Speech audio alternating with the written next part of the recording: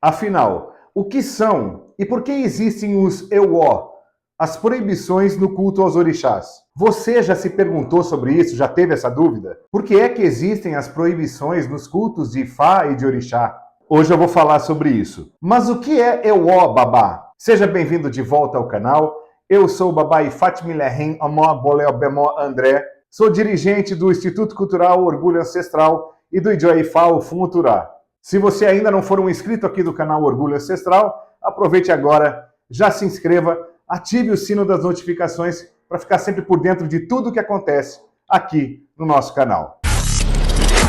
Eu peço desculpas que a gente está com uma pequena obra por aqui, então pode ser que você ouça no fundo um barulho bem chato aí, mas é inevitável, tá bom? Vamos entender os porquês das proibições e dos tabus. Eu vou citar um exemplo de EWO, muito conhecido. O orixá, Obatala ou Oxalá, tem um EWO com azeite de dendê, o Epopupuá. Esse é um dos mais famosos tabus de orixá que se conhece. Quem é do culto tradicional iorubá, ou até mesmo do candomblé, sempre ouviu o sacerdote dizendo que não se coloca o Epopupuá ou o dendê em nada que for para Oxalá, não é assim? E por que é que isso acontece? Antes de eu dizer o motivo desse EWO específico, é preciso relatar que dentro do culto de Ifá e do culto de orixá, cada Odu, cada configuração única dos signos divinatórios, revela segredos cósmicos e também revela conselhos dos ancestrais. E como que é isso? É através dos versos que chamamos de Essé, onde o passado, o presente e o futuro se entrelaçam e nos traz todas as informações que necessitamos, inclusive os EWO dos orixás. Isso mesmo, que estão dentro desses versos, tanto no Erin de Logun, que é o jogo dos 16 búzios, tanto quanto no Opoelé Ifá ou no Ikin Ifá, que são os oráculos utilizados no culto de Ifá. Sendo assim, em ambos os cultos, tanto de orixá quanto de Ifá, não há gesto, palavra ou ação que não estejam imbuídos dos ensinamentos contidos nos versos sagrados. Então, cada passo dado é uma espécie de homenagem ao divino, que permeia todas as coisas. Pois para nós que seguimos os caminhos da tradição iorubá, os versos de Ifá e de orixá são muito mais que simples poemas. São verdadeiramente o tecido da existência, a fonte de sabedoria, o caminho, pois nesses essés tem histórias vividas pelas divindades, tanto no plano espiritual como no plano material também. Além do que, de ensinamentos litúrgicos de cada uma das divindades da tradição iorubá. Ok, mas como que é esse tabu, esse EWO de Oxalá com o dendê? Em um dos versos do Odu, Ogundá Bedê, que é Ogundá e Obê, conta-se que esse EWO específico de Oxalá não existia e que ele sim comia seus alimentos, fazia suas refeições, utilizando do azeite de dendê em seus preparos. Em uma certa vez, Obatala, Oxalá, Obatala é o mesmo, tá? Se você ainda não sabe, nesse vídeo eu explico direitinho quem é essa enorme divindade da tradição iorubá.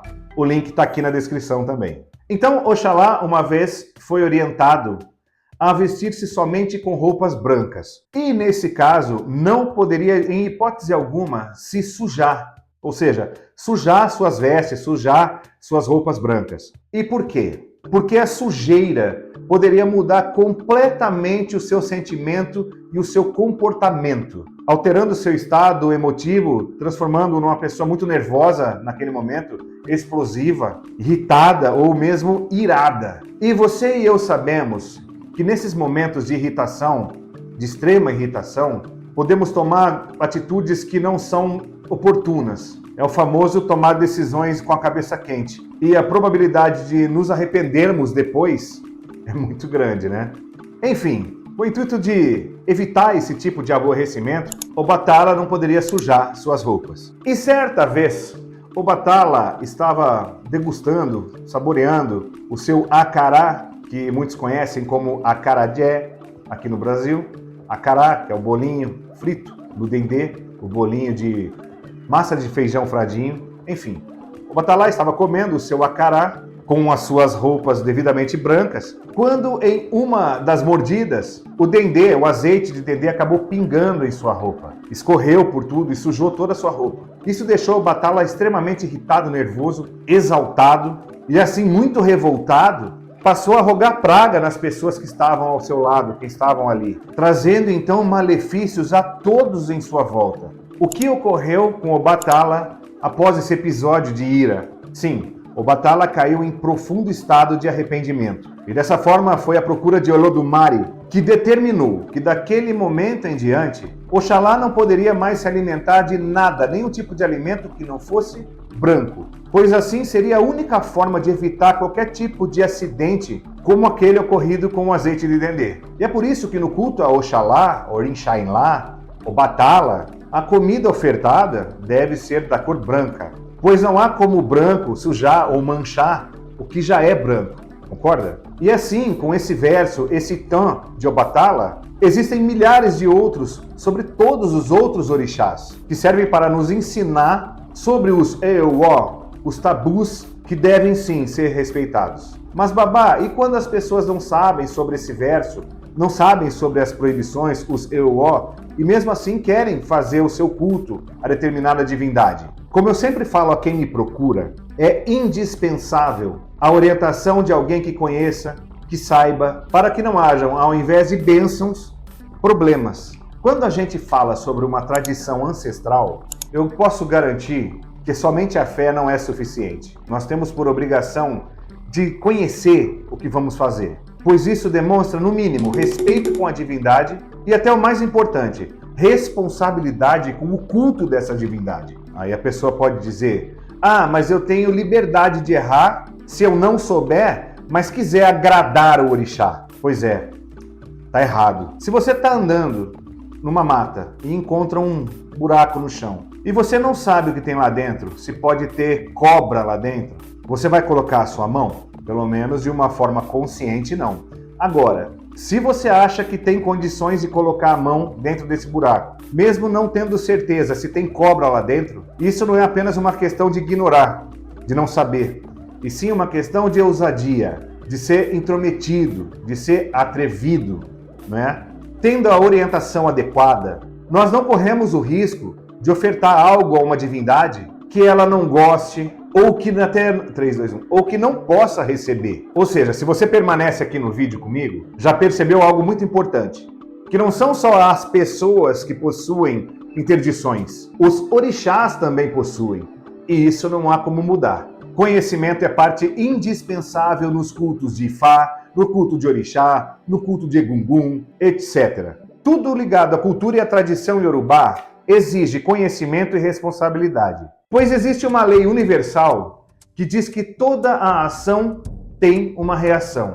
Agora vem a parte do vídeo que talvez seja a que você mais julgue importante saber. Por que é que nós, humanos, também temos proibições, interdições, Eowó, tabus? Por quê? Preste atenção.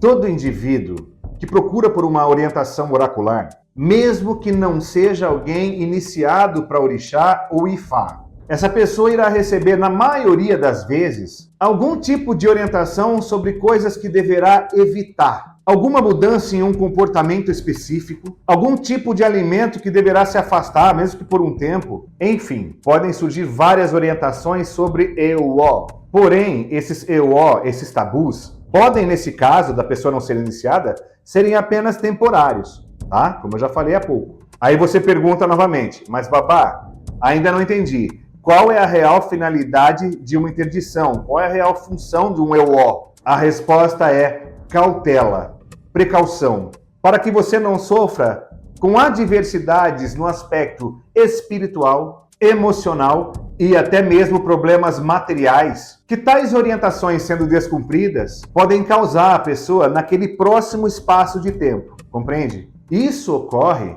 a alguém que não é iniciado. Agora, para quem é uma pessoa iniciada no Ifá, em Orixá, o Babalawo ou o Babaolorixá, Ayaolorixá, que fez a iniciação, receberá através do Odu Sacado a revelação do Eowó, ou então de tudo aquilo que for feito por você, que poderá te trazer transtornos para a sua vida, ou que será problemático na sua trajetória. Mas também existem as orientações do que é favorável à sua existência, do que te traz axé, ou melhor, do que te ajuda, te auxilia a manter o seu axé. Quando você se inicia em Ifá, por exemplo, passa pelo processo chamado de Itefá ou Ifatité, o Oluo irá te passar uma série de orientações do que é o Ó, ou seja, interdições e o que também é propício. Entenda, cada Odu sempre irá trazer muitas informações a esse respeito. Apenas um exemplo para você visualizar. Tem aquela pessoa que vai se iniciar, que está ali se iniciando, e recebe a orientação para não comer, não se alimentar com peixe do mar. Aí a pessoa, mas babá, eu sou um maluco por comida japonesa, amo um sushi, um sashimi. Faça alguma coisa para mudar. Não seja assim tão um carrasco. Isso acontece muitas vezes. Mas entenda, Ewó não é da cabeça do sacerdote. Não é da vontade do sacerdote te proibir de qualquer coisa. Como disse há pouco, Ewó está contido em Odu e vem para a tua vida como indicação, orientação adequada de Ifá ou Orixá, para te guiar, para te trazer benefícios. E babá, e se eu descumprir? Serei punido? Punição não é a palavra. Você apenas vai perder energia vital, sorte, muitas vezes saúde, bons presságios, poderá ter atrasos na sua vida. E por quê? Porque perde axé, perde força, perde a sorte, a boa sorte, o irê, a positividade. Vamos supor que você esteja galgando aí, buscando a compra de um imóvel, de uma casa nova para a tua família. O que nas suas contas você consegue fazer em 2 anos, quebrando alguns EO indicados em sua iniciação, podem acontecer problemas que acabam exigindo 20 anos, 30 anos para você conquistar aquilo que conquistaria em 2. Ou aquilo que você já conquistou com tanto esforço, com tanta alegria, poderá perder facilmente sem mesmo perceber. E por quê? Porque vai perdendo o seu axé, a sua energia vital. E isso estou usando coisas materiais apenas para exemplificar o que é mais fácil de se visualizar, tá? Ewó não é imposição. Ewó é orientação. E se a pessoa acredita que não tem condições de seguir as interdições, os Ewó, os tabus, não se inicie, nem para Orixá, nem para Ifá, corre. Pois não fará sentido algum para sua vida você ter acesso a informações do que é ruim, o que é bom para você, e não seguir.